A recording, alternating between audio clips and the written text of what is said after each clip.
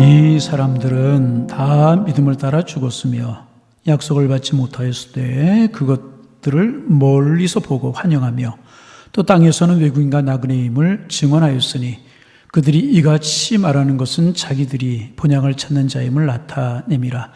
그들이 나온 바 본향을 생각하였더라면 돌아갈 기회가 있었으려니와 그들이 이제는 더 나은 본향을 사모하니 곧 하늘에 있는 것이라. 이러므로 하나님이 그들의 하나님이라 일컬음을 받으심을 부끄러워하지 아니하시고 그들을 위하여 한 성을 예비하셨느니라. 아멘. 이번 주간에 추석 명절이 있습니다. 추석 명절 행복하게 지내시기를 바랍니다. 축복하고 사랑하고 감사할 수 있는 그런 명절로 지내셔서 기쁨이 넘쳐나는 그런 한 주간 되시기를 바랍니다. 그런데 이제 우리 민족이 추석을 명절로 지키게 된 것은 AD 1세기 경이었다고 그럽니다. 신라의 3대 왕이었던 유리왕 때부터 추석을 지키기 시작을 했다고 그래요. 유리왕이 추석 명절을 처음으로 만든 것인지 아니면 중국으로부터 받아들인 것인지 알 수는 없지만 하여튼 그 유리왕 때부터 추석을 명절로 지키기 시작을 했습니다. 본래 유리왕은 이 추석을 여인들의 잔치로 만들었다고 그래요. 그래서 고관 대작들의 부인과 그 딸들을 모아 두 배로 나누어서 길쌈놀이를 하게 하고 진 팀이 이긴 팀에게 고기와 떡을 대접하게 하면서 한 달 동안 음력 7월 15일부터 8월 15일까지 여인들로 하여금 집안에만 있지 아니하고 집 밖으로 나와서 그동안 가사노동에 시달렸던 것을 좀 풀라고 하는 유리왕의 배려로 추석이 시작이 되었다고 이제 그럽니다. 그런데 고려시대로 접어들면서 이 여인들의 잔치는 마을 잔치로 발전하게 이제 되었고 남자들이 끼어들어서 이것이 각 마을에 정착되었고 이때부터 씨름을 하고 송편을 나누어 먹는 습관이 고려시대에 이르러서 추가가 되었다고 이제 그럽니다. 그리고 이 추석이 조선시대로 넘어오면서 유교적인 영향을 받아서 가문의 잔치로 문중의 잔치로 바뀌게 됩니다. 그래서 추석은 여인들의 잔치에서 마을의 잔치로 마을의 잔치에서 문중과 가문의 잔치로 발전하게 되었고 그래서 이날이 되면 오늘날 우리가 추석을 지키는 것처럼 조상님들을 찾아뵙고 부모님들을 찾아뵙고 주변 사람들에게 감사하는 그런 절기로 우리 가운데 이어져 내려오고 이제 있습니다. 올해는 코로나19라고 하는 것 때문에 그렇지 못하지만 참 마음이 안타깝지만 매년 추석이 되면 민족의 대이동이 우리나라에서는 일어납니다. 매년 추석 명절이 되면 우리나라에 살고 있는 인구 가운데 3분의 2가 고향을 찾아서 가족을 찾아 친지를 찾아서 움직인다고 그러지 않습니까? 사람들은요 누구나 다 자기가 살던 곳으로 돌아가고자 싶은 본능을 가지고 있고 이런 본능을 가리켜서 학자들은 사회학자들은 귀소 본능이라고 말을 합니다. 누구나 다 자기가 태어난 고향을 그리워하고 그 고향으로 돌아가기를 원하는 그 본능은 우리 한국 사람들에게만 있는 것이 아니고 세계 모든 민족들에게 공통적으로 있는 것입니다. 그래서 유럽 사람들은 크리스마스 때가 되면 이런 절기를 지키고 미국 사람들은 추수감사절 때 이렇게 가족들이 모여서 정을 나누고 또 감사하는 그런 절기로 지키게 되는 것입니다. 그런데 일반적으로 농경 문화에 속한 민족이 귀소 본능이 조금 더 강하다고 알려져 있습니다. 그것은 아마도 땅을 원료로 삼고 땅으로부터 나는 것을 먹고 살기 때문에 귀소 본능이 강한 것으로 생각이 되게 이제 되는 것입니다. 그리고 또 사람은요 나이를 먹으면 먹을수록 자신이 태어난 곳, 자신의 어린 시절의 추억이 있는 곳, 사랑하는 사람들이 있는 그 고향을 더 그리워한다고 이제 그럽니다. 아마도 이것은요 점점 더 나이를 먹어가면서 돌아갈 날을 생각하면서 태어난 곳을 기억하는 인간의 자연스러운 본능이 아닌가 하는 생각을 하게 이제 되는 것입니다. 그래서 여러분, 사실 경쟁에 시달리고 복잡한 시대를 살아가는 현대인들에게 있어서 고향이라고 하는 단어보다 더 푸근하고 더 정감 있는 단어가 또 어디에 있겠습니까? 우리는 고향을 떠올리기만 해도 입가에 미소가 떠오르고 나를 사랑하는 부모와 형제들과 어린 날의 추억들을 떠올리게 되는 것 아니겠습니까? 그래서 이 고향이라고 하는 단어는 지치고 각박한 현대인들에게 한 줄기 시원함을 주는 청량제와 같은 단어임이 분명하고 우리의 마음을 푸근하게 만드는 그런 단어임이 틀림이 없는 것 같습니다. 하지만 여러분, 우리 그리스도인들에게는 고향보다 훨씬 더 중요한 본향이 있다는 것입니다. 충청남도에 있는 어떤 땅이, 경상도에 있는 어떤 땅이, 전라도에 있는 어떤 땅이, 경기도에 있는 어떤 땅이 내 고향은 될 수 있지만 내 본향은 되지 못하는 것입니다. 모든 인간의 영원한 본향은 저 하나님의 나라인 것입니다. 그리고 그 본향을 바라보고 사는 사람, 그 사람들이 바로 그리스도인들인 것입니다. 고향이 아무리 좋고요, 고향이 아무리 정감이 있고요, 고향이 아무리 그리워도요, 우리의 본향과는 비교할 수 없는 것입니다. 우리 인생길을 나그네 인생길이라고 그렇게 이야기하지 않습니까? 왜 나그네 인생길이라고 이야기합니까? 우리는 본래요, 하늘에 속한 사람입니다. 하늘에 살던 사람입니다. 그런데 죄로 인하여서 78세 평생 잠시 이 땅에서 나그네로 살아가는 것입니다. 그리고 나그네 인생길을 다 마치고 나면 우리의 본향인 하늘나라로 돌아가게 되어 있는 사람들이 우리인 것입니다. 그래서 육신과 우리의 추억은 이 땅에, 고향 땅에 묻히게 되지만 우리의 영혼은 하나님이 계시는 본향으로 돌아가게 될 것입니다. 이것이 그리스도인들의 인생 이해인 것입니다. 오늘 우리는요, 히브리서 11장에 있는 말씀을 읽었어요. 믿음장이라고 널리 알려진 말씀입니다. 히브리서 11장에는 믿음으로 살았던 신앙의 사람들의 모습에 대해서 기록하고 있어요. 믿음으로 아벨은 가인보다 더 나은 제사를 드렸다. 믿음으로 에녹은 죽음을 보지 않고 옮겨졌고, 믿음으로 노아는 방주를 지었고, 믿음으로 아브라함은 본토 친척 아비십을 떠났다. 믿음의 사람들을 쭉 기록하고 있는 것이 히브리서 11장입니다. 그리고 오늘 본문에서 그 믿음으로 살아간 사람들의 특징을 기록하고 있습니다. 13절, 14절입니다. 이 사람들은 다 아벨, 노아, 에녹, 아브라함, 사라, 이런 사람들을 말하는 거죠. 이 사람들 다 믿음을 따라 죽었으며 약속을 받지 못하였을 때 그것들을 멀리서 바라보고 환영하며 또 땅에서는 외국인과 나그네임을 증언하였으니 그들이 이같이 말하는 것은 자기들이 본향을 찾는 자임을 나타냄이라. 13절, 14절입니다. 믿음으로 살아간 신앙의 사람들의, 믿음의 사람들의 한결같은 공통점이 있는데 그것은 이 땅에서 나그네와 외국인으로, 다시 말하면 행인으로 살았다는 것입니다. 우리가 이 땅에서 영원히 살아가는 것이 아니고 돌아갈 영원한 본향이 우리에게 있음을 알기에 이 땅에 안주하려고 하지 않고 나그네와 같은 삶을, 행인과 같은 삶을, 외국인 같은 삶을 살아간 사람들이 바로 믿음의 사람들이라는 것입니다. 그러므로 15절 16절 말씀에 보면 하나님께서 저희의 하나님이라 일컬음을 받기를 부끄러워하지 아니하셨다, 또한 저들을 위하여 한 성을 예비하셨다고 기록하고 있습니다. 15절 16절 말씀입니다. 여러분 성경을 보시기를 바랍니다. 그들이 나온 바 본향을 생각하였더라면 돌아갈 기회가 있었으려니와 그들이 이제는 더 나은 본향을 사모하니 곧 하늘에 있는 것이라. 그들이 하늘에 있는 영원한 본향을 사모하며 살았다는 것입니다. 이러므로 하나님이 그들의 하나님이라 일컬음을 받으심을 부끄러워하지 아니하시고 그들을 위하여 한 성을 예비하셨느니라. 그렇게 기록하고 있는 것입니다. 사랑하는 성도 여러분, 믿음의 선배들이 믿음으로 본향을 바라보고 이 땅에서는 그저 나그네와 행인으로 살았기에 거룩한 그 본향, 하나님의 나라에 들어간 것처럼 우리 모두 다, 여러분도 저도 믿음으로 사셔서 거룩한 본향에, 거룩한 하나님의 나라에, 주님이 계시는, 믿음의 선배들이 있는, 우리의 부모님들이 계시는 그 본향에 다 들어가는 그 축복 누리시기를 주님의 이름으로 축원합니다.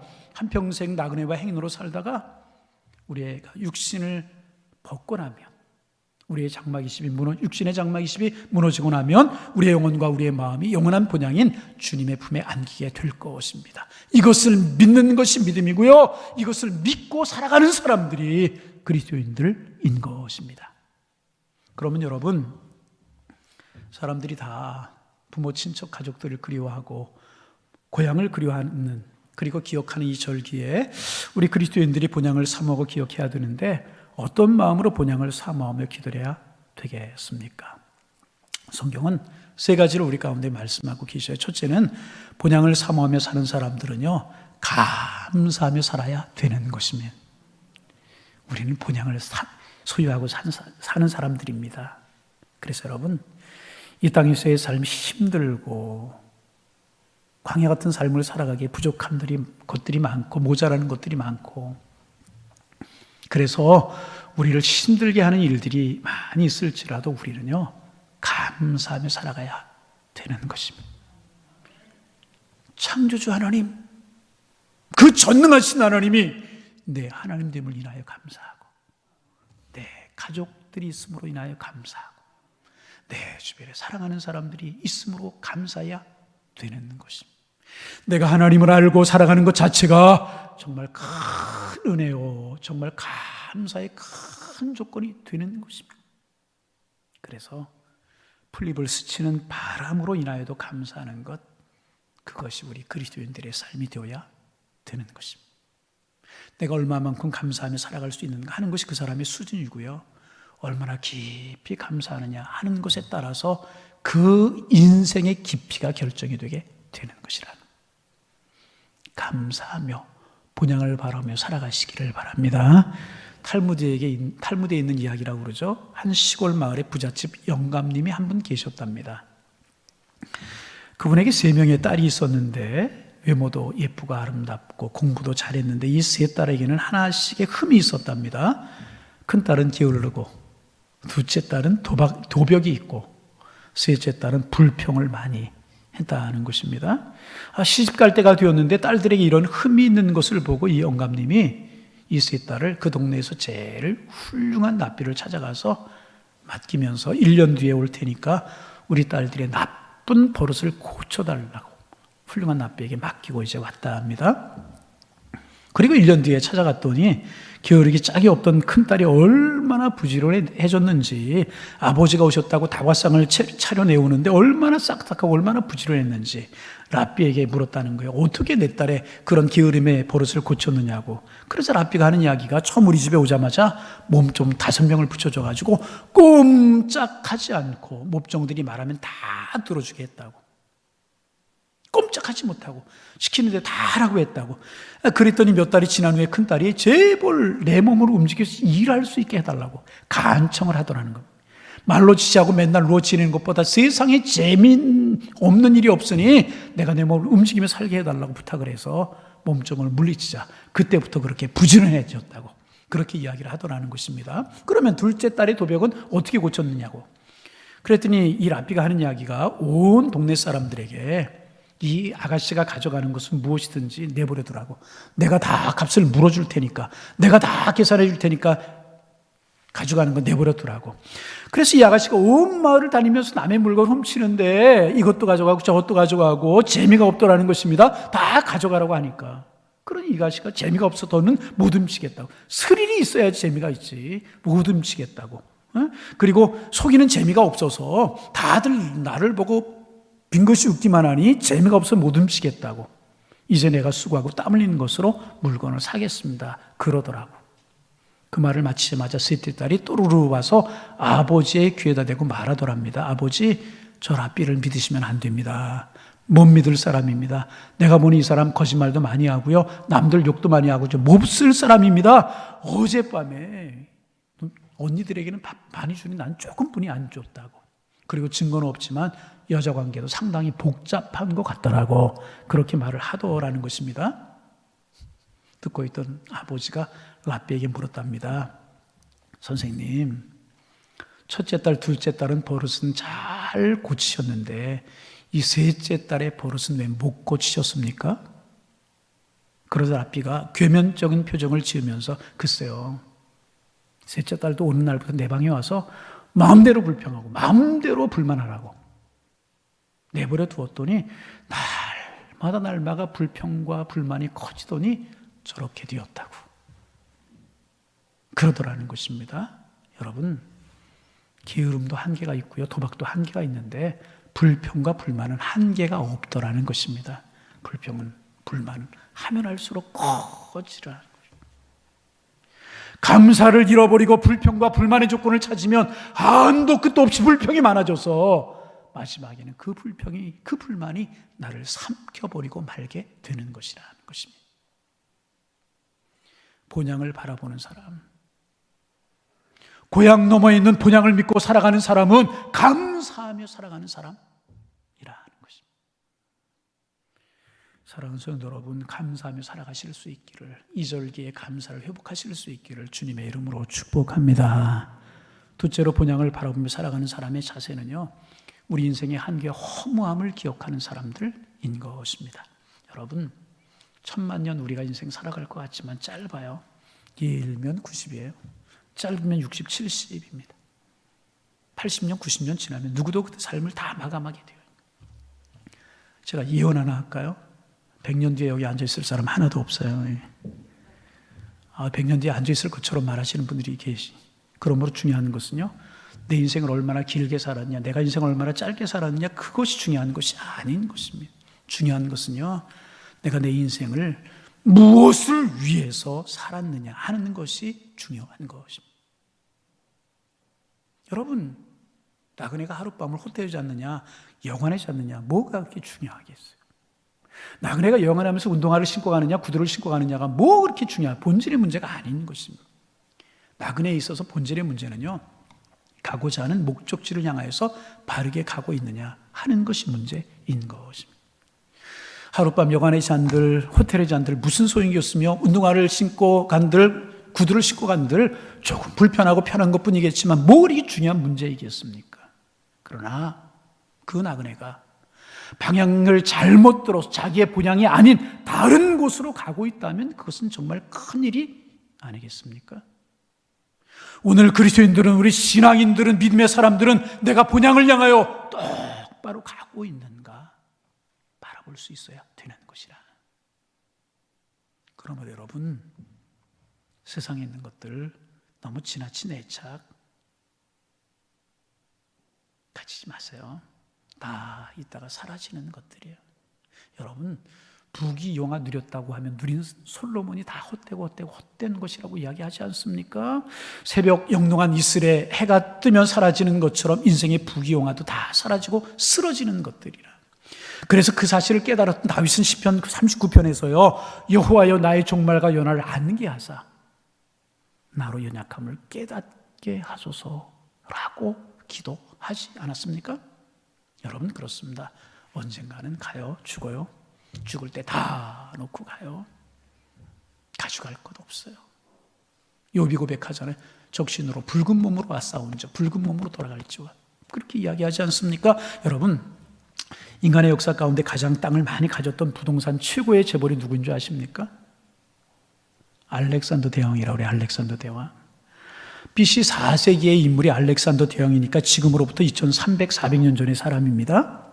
그는 젊은 나이에 전쟁을 아주 잘해가지고 전 유럽을 다 평정한 사람이지 않습니까? 유럽을 다 평정하고 인도까지, 저 북아프리카까지 다 수중에 장악했던 사람이 알렉산더입니다. 그가 얼마나 많은 땅을 소유했는지 여러분, 그가 평생에 정복한 정복지를 다 돌아보지 못했다고 그래요.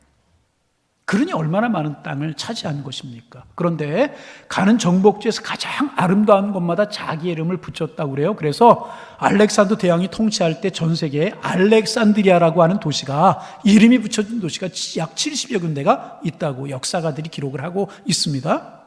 그렇게 부여를 누리며 산 왕이 알렉산더 대왕인데 33살의 나이에 요절하게 됩니다. 기록에 의하면 말라리아였을 거라고 그렇게 이야기를 하지 않습니까? 온갖 부귀영화를 다루면서 황금으로 지은 집에 살았고요, 호의호식하고 아름다운 여인들 옆에 두고요, 온갖 박사들을 자문관으로 두고 아무 부족함이 없던 살던 사람입니다. 그런데 여러분, 유명한 이야기가 있잖아요.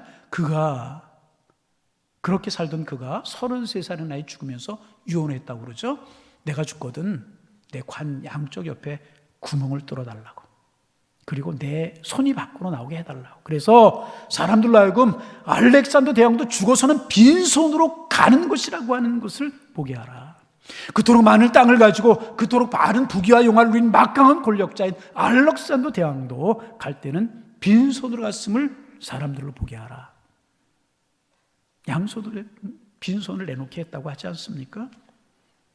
여러분, 무엇을 가지고 가시겠습니까? 어떤 재벌이 적은 통장 가지고 가겠고, 어떤 학자가 자기의 지식을 가지고 가겠으며, 어떤 배우가 자기의 미모를 가지고 가겠습니까? 어떤 운동선수가 자기의 건강을 가지고 가겠습니까? 다 놓고 다 버리고 가는 것뿐인 것입니다. 여행 중에는 필요한 것이지만요, 본향에 들어서는 순간 아무짝에 쓸모없는 무용지물이 되고 마는 것입니다. 그 나라는, 본향은 하나님이 계시는 믿음의 선배들이 있는 그 하나님의 나라는 오직 믿음만 가지고 가는 나라인 줄로 믿습니다. 그러므로 본향을 사모하며 사는 그리스도인들은요, 인생의 허무와 인생의 한계를 인식하며 살아가는 사람들인 것입니다. 세 번째, 본향을 사모하며 사는 그리스도인들은 그 본향은 오직 하나님의 은혜로, 아버지의 은혜로 돌아가는 것임을 기억하며 사는 사람들인 것입니다. 공부 열심히 하면 좋은 대학 들어가겠죠? 열심히 일하는 사람 좋은 집과 좋은 자동차 가질 수 있을 거예요. 열심히 운동한 사람은 건강을 가지고 살 것입니다. 하지만 하나님의 나라, 우리의 본향은 이렇게 우리의 수고와 노력을 통해서 얻어지는 것이 아닌 것입니다. 하나님의 나라, 영원한 본향은 하나님의 은혜로, 하나님의 긍휼 하심으로 들어가는 나라인 것입니다. 자랑하지 마세요. 공로 자랑하지, 직분 자랑하지, 신앙의 연륜 자랑하지 마세요. 가지고 있는 물질 자랑하지 마세요. 여러분, 우리가 열심히 신앙생활 하는 거 공로로 삼을 수 있어요. 열심히 주일 성수 할 수 있어요. 평생 어떻게 한 번도 안 빠지겠어요? 아니, 한 번도 주일 성수 빠지지 않았다고 할지라도 온전히 하나님 받으시는 산재물로 하나님 앞에 100% 하나님 기뻐하시는 예배로 평생을 드릴 수 있겠습니까? 물질을 드리지만 그 물질 하나님에게 비하면 뭐가 되겠어요? 우리가 기도한들 한시도 쉬지 않고 기도할 수 있겠습니까? 다 부족한 것들, 자랑거리가 될 수 없는 것들이라는 것. 하나님의 나라는 이런 수고와 이런 노력을 통해서 가는 것이 아니고 하나님의 은혜로 우리에게 주어지는 선물이라는, 그것은 아버지 집이기 때문에 아버지의 사랑을 입은 자가 들어가는 곳인 것입니다. 그러므로 내가 주를 위해 충성하고 열심히 수고하고 열심히 살아야지만 그것으로 돌아가는 것이 아니고 하나님의 사랑과 자비로 들어가는 것임을 알고 믿음으로 살아야 되는 것이라. 본향은 하나님의 은혜로 들어가는 것입니다. 저 두메 산골에 작은 교회가 하나 있고 그 교회를 섬기는 기둥과 같은 두 분의 집사님이 계셨습니다. 50대 중반의 집사님들이신데 한 분은 임 집사님이시고 다른 한 분은 맹 집사님이셨습니다.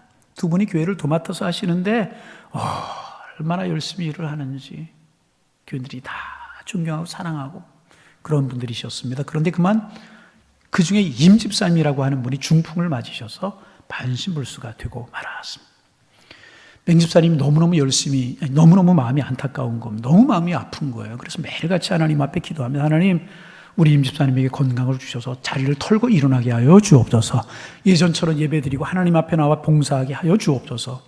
매일매일 새벽에 나오셔서 하나님 앞에 기도합니다. 그리고 새벽 예배를 마치고서는 그 임 집사님의 집에 가는 겁니다. 가서 교회에서 불렀던, 목사님과 함께 불렀던 찬송을 불러드리고 그날 목사님이 설교하신 내용을 요약해서 들려드리고 그렇게 하셨습니다.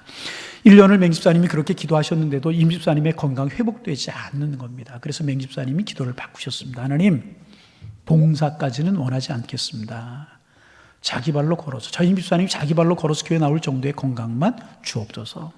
열심히 기도하고 또 1년이라고 하는 세월이 지났는데도 임 집사님의 건강이 돌아오지 않았습니다. 그러자 맹집사님의 기도가 또 바뀌었습니다. 하나님, 이제는 교회 봉사할 수 있는 건강도, 교회에 자기 발로 걸어 나올 수 있는 건강도 구하지 않겠습니다. 내가 임 집사님을 잘 모시고 교회에 나오겠습니다. 그러니 휠체어 하나만 주옵소서. 간절히 기도했고 하나님이 응답하셔서 서울에 있는 어느 집사님 한 분이 휠체어를 사서 선물로 보내셨습니다. 그래서 그 휠체어에 임 집사님을 태우고 맹 집사님이 날마다 예배드리러 교회에 가는데 그렇게 기쁘고 그렇게 즐거울 수가 없는 겁니다. 하나님 고맙습니다. 이렇게라도 임 집사님과 나오고 하나님의 교회를 섬겨 예배할 수 있으니 얼마나 감사한지 모르겠습니다. 하나님 감사합니다. 하나님 감사합니다. 그렇게 즐겁게 기쁠 수가 없었어요. 그리고 온 교회 교인들이 그 두 분을 보면서 하나님께 영광을 돌리고 감사했습니다. 그런데 한 달이 지나고 세 달이 지나고 6개월쯤 지나게 되자 맹 집사님 마음속에 이상하게 불병이 싹트기 시작을 하는 겁니다. 여러분, 휠체어 잘 포장된 아스팔트나 이런 데에서는 수월하게 밀 수 있지만 시골길을 몰고 언덕을 다니려니 얼마나 힘들고 얼마나 고통스럽겠습니까? 그래서 점점 원망이 싹트게 되고 성의가 떨어지는 것을 아무도 몰랐지만은요, 그 휠체어에 타고 있는 임 집사님은 느끼기 시작을 한 것입니다. 비가 부슬부슬 내리는 어느 수요일 날 저녁에 맹 집사님이 오늘은 비도 오고 휠체어를 밀기도 어려우니까 혼자 교회 가야지. 그래서 옷을 주섬주섬 입으시는데 그런 맹집사님의 마음을 아는 것처럼 임집사님이 전화를 하셨습니다. 떠듬떠듬거리는 목소리로 말씀하십니다.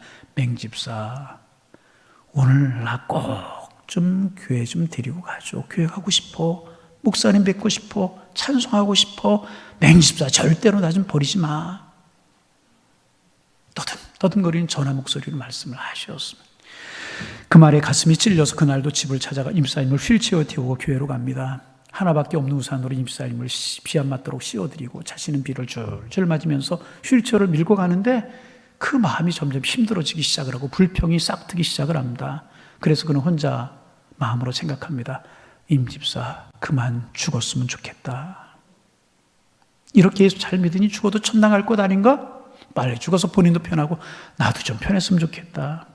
그런 마음으로 휠체어를 몰고 갑니다. 수요일날 교회 나오는 교인들이 그 모습을 보면서 인사를 합니다. 세상에 저 우리 맹집사님 같은 분은 없습니다. 어떻게 이렇게 훌륭한 일을 하십니까? 집사님 존경합니다. 하나님이 복 주실 것입니다. 자녀도 축복하실 것입니다. 그리고 예배당 안으로 들어가시는 그 말에 맹집사님 마음이 찔려서 회개합니다. 하나님, 내가 이까진 일을 하면서 마음으로 범죄하였습니다. 용서해 주옵소서. 기쁜 마음으로 하겠습니다. 마음을 고쳐먹고 휠체어를 밀고 갑니다. 그런데 진흙탕을 지나고 또랑을 지나고 언덕을 오다 보니 너무 힘이 드는 겁니다. 온 몸이 땀가비로 범벅이 되었습니다. 그래서 또 불평스러운 마음이 마음속에 생기기 시작을 하는 것입니다. 주님, 오늘 밤에 이 임집사 생명 거두어가 주옵소서. 피차 고생이 아닙니까? 더 이상은 못하겠습니다. 더 이상 못하겠습니다. 하나님, 더 이상 못하겠습니다. 이렇게 속으로 불평 섞인 기도를 하면서 교회 입구에 들어서는데 그 골목 이렇게 틀어지는 그 오기에 구멍가게가 하나가 있는데 그 가게에서 동네 아저씨들이 술을 마시고 계시다가 맹집사님 보고 자리에서 엉거주춤 일어서셨습니다. 그리고 그 중에 한 분이 이렇게 말합니다. 내가 예수의 얼굴은 보지 못했지만 아마도 예수의 얼굴이 저 맹집사 얼굴일 거요. 누가 저렇게 잘할 수 있단 말입니까? 자식도 저렇게는 아마도 못할 것입니다. 한두 번입니까? 지금 몇 개월째. 여보기들, 우리도 슬 끊고 사람답게 살아보세나. 우리도 맹집사처럼 예수 믿고 맹집사처럼 살아보세. 그렇게 말을 하더라는 것입니다. 그 말이 비수가 되어서 맹집사 가슴에 칵 박혀왔습니다. 이 맹집사님은 임집사님을 밀어서 교회 안으로 들여보내고 자기는 저 밖에 교회 계단 밖에 앉아서 훌쩍훌쩍 우는 겁니다. 하나님, 내가 오늘 비 맞으면서 휠체어를 밀고 교회 오면서 임집사님을 2번씩이나 죽였습니다. 이까진 일하면서 마음으로 그를 2번씩이나 죽이는 살인죄를 범했으니 내가 이 모습으로 어떻게 하나님 앞에 나가서 예배당 안에 들어가서 예배를 드릴 수가 있습니까? 어떻게 하나님을 아버지라고 부르면서 하나님 앞에 예배를 드릴 수가 있겠습니까? 나 못합니다. 하나님, 죄인입니다. 저 밖에 계단에 앉아가지고 훌쩍훌쩍 땀이 범벅이 되고 피로 범벅이 되고 훌쩍훌쩍 울고 있는데 우리 주님의 따스한 음성이 맹집사님에게 그 마음에 들리더랍니다. 사랑하는 맹집사야, 사랑하는 맹집사야, 안으로 들어오거라. 안으로 들어오거라. 내가 네 마음 안단다. 내가 부르는 사람은 의인이 아니고 잘난 사람이 아니란다. 나는 너와 같은 사람을 부르기 위해서, 너와 같은 죄를 부르기 위해서 내가 십자가에 못 박혀 피 흘렸노라. 사랑하는 내 아들 맹집사야, 내게로 들어오라. 내게로 들어와서 내가 주는 은혜를 체험하거라. 그리고 새로운 삶을 살거라.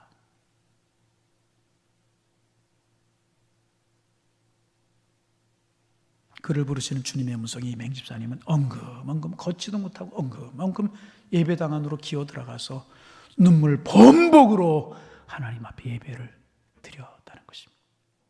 맹집사님 이야기라고 하는 책의 내용입니다. 사랑하는 여러분, 그렇습니다. 우리 공로 한계가 있어요. 우리의 의 한계가, 우리의 노력 한계가 있어요. 그 나라는 그러게 공로로 들어가는 것이 아니라, 의로 들어가는 것이 아니라 은혜로 들어가는 나라인 것입니다. 그 나라, 우리의 본향은 하나님의 자비하심으로 하나님의 은혜로 들어가는 나라인 줄로 믿습니다. 자격론하자면 누가 그 나라 들어갈 수 있겠어요? 자격론하자면 누가 하나님 앞에 서서 하나님을 예배하며 하나님을 찬양할 수 있겠습니까? 다 하나님의 긍휼을 자비하심, 은혜 때문인 것입니다. 죄인을 위하여 물 한 방울 피 한 방울 남기지 않으신 그 은혜와 그 사랑이 부족한 사람들로 하여금 찬양하게 하는 것이고, 부족한 사람들로 하여금 하나님께 예배하게 하는 것 아니겠습니까? 사랑하는 양일의 가족 여러분, 이 한 주간 세상 사람들 고향을 찾고 사랑하는 가족과 친지를 찾고 기쁨과 즐거움을 나누면서 그 기쁨과 그 즐거움 속에 잠겨 있을 것입니다. 그러나 우리 그리스도인들, 하나님의 사람들은 고향 너머에, 그 가족들의 기쁨 너머에 있는 더 나은 본향, 우리 주님, 우리 하나님의 품을 생각하며 바라볼 수 있어야 할 것입니다. 그리고 그 본향이 우리에게 주어짐으로 인하여 감사할 수 있기를 바랍니다. 그 본향을 바라며 내 인생의 한계 허무함을 바라보실 수 있기를 바랍니다. 그리고 그 본향은 오직 하나님의 은혜로 들어가는 것임을 다시 한번 고백하시게 되시기를 바랍니다. 여러분, 저도 옆에 흰머리가 좀 생겼어요. 우리 교회에서 열심히 신앙생활하다 지방에 이사 가신 분을 얼마 전에 만났는데 흰머리를 보면서 깜짝 놀라요. 내 나이가 얼마인데, 그죠? 예. 흰머리가 들어가고 나이 들어감으로, 늙어감으로 불평하지 마시기를 바랍니다. 머리에 흰머리가 늘어가고 이마에 주름살이 생기고 몸에 힘이 빠져감으로 낙심하며 슬퍼하지 마시기를 바랍니다. 왜냐하면 그것이 더 좋은 하나님의 나라 본향이 나에게 점점 더 가까워지고 있다는 증거이기 때문에 그런 것입니다.